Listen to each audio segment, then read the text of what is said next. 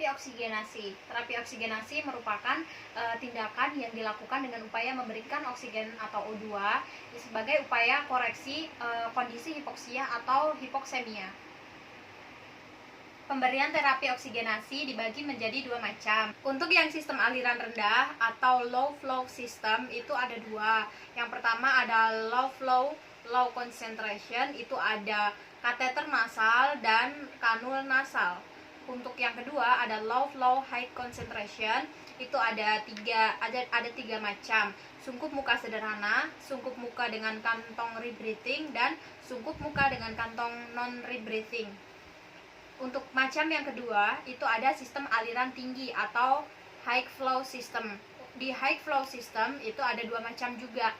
Yang pertama high flow low concentration, yaitu sungkup venturi, dan high flow high concentration itu ada headbox dan sungkup CAP. Penjelasan yang pertama itu dari low flow low concentration. Yang pertama ada kateter nasal. Kateter nasal itu bisa memberikan aliran oksigen 1-3 liter per menit dengan konsentrasi 24-32%. Dan kedalaman kateter hidung sampai ke faring bisa diukur dari jarak telinga ke hidung. Keuntungan dari kateter nasal itu pemberian oksigennya bisa stabil, pasiennya bisa bebas bergerak, bicara, makan, dan minum. Untuk kerugiannya itu tidak bisa memberikan oksigen lebih dari 3 liter per menit. Lalu bisa terjadi iritasi selaput lendir nasofaring, teknik memasukkan kateternya juga sangat sulit, dan juga kateter mudah tersumbat dengan sekret seperti itu. Yang kedua ada kanul nasal atau nasal kanula. Itu nasal kanula memberikan oksigen konsentrasinya antara 24 sampai 30 salah. Yang kedua ada kanul nasal atau nasal kanula, memberikan konsentrasi oksigen 24 sampai 44% dengan aliran 1 sampai 6 liter per menit.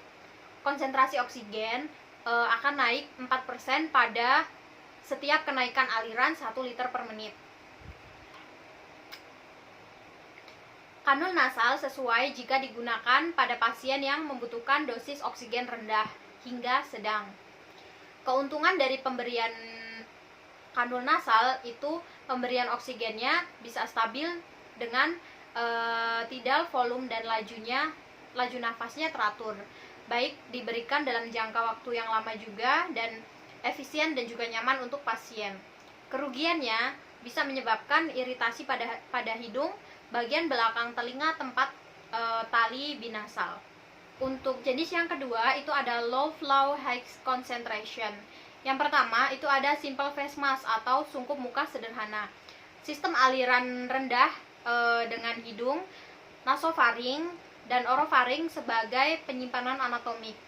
Aliran yang diberikan dari sungkup muka sederhana ini 5-10 liter per menit dengan konsentrasi 40-60%.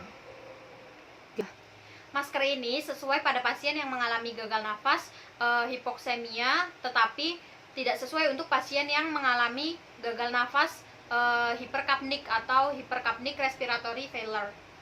Sungkup muka ini mengantarkan oksigen dengan konsentrasi tinggi atau lebih dari 50%, dan oleh karena itu tidak dianjurkan untuk pasien yang memerlukan terapi oksigen dosis rendah karena bisa menyebabkan retensi karbon dioksida. Lalu ada sungkup muka dengan kantong rebreathing. Aliran yang diberikan dari sungkup muka rebreathing itu 8-12 liter per menit dengan konsentrasi 60-80%. Nah, di sini udara inspirasi sebagian bercampur dengan udara ekspirasi, di mana sepertiga bagian volume eksalasi itu masuk ke kantong dan 2/3 bagian volume eksalasi melewati lubang pada bagian samping. Sungkup muka dengan kantong non rebreathing mask. Aliran yang diberikan 8-12 liter per menit dengan konsentrasi 80% sampai 100%. Di sini udara tidak bercampur dengan udara ekspirasi, tidak dipengaruhi juga oleh udara dari luar. Penggunaan kantong sungkup muka non-rebreathing mask ini sesuai untuk kondisi pasien yang trauma dan kegawat daruratan terkait dengan retensi karbon dioksida. Jenis selanjutnya ada sistem aliran tinggi atau high flow system. Yang pertama ada high flow low concentration. Itu ada Venturi mask, di mana pemberian oksigen yang paling akurat dengan konsentrasi oksigen yang dapat melalui cara non-invasif.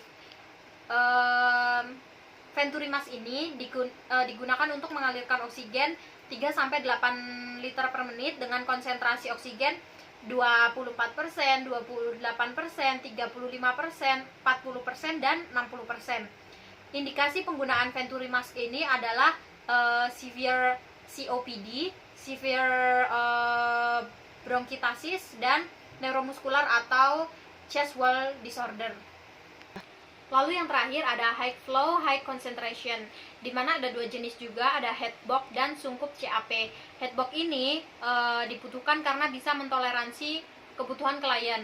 Namun headbox ini membutuhkan aliran yang tinggi. Jadi untuk bisa mencapai konsentrasi oksigen yang cukup dan juga mencegah penimbunan CO2. Alat ini atau headbox ini lebih cocok dipakai untuk bayi karena bisa digunakan dengan cara menutupkan di kepalanya. Lalu yang kedua ada sungkup CAP atau Continuous Positive Airway Pressure, di mana mode ventilator mekanik biasanya sering digunakan untuk menangani pasien yang masalah sleep apnea, masalah pasien kritis dengan gagal nafas. Indikasinya itu biasanya pasien gagal jantung atau COPD seperti itu.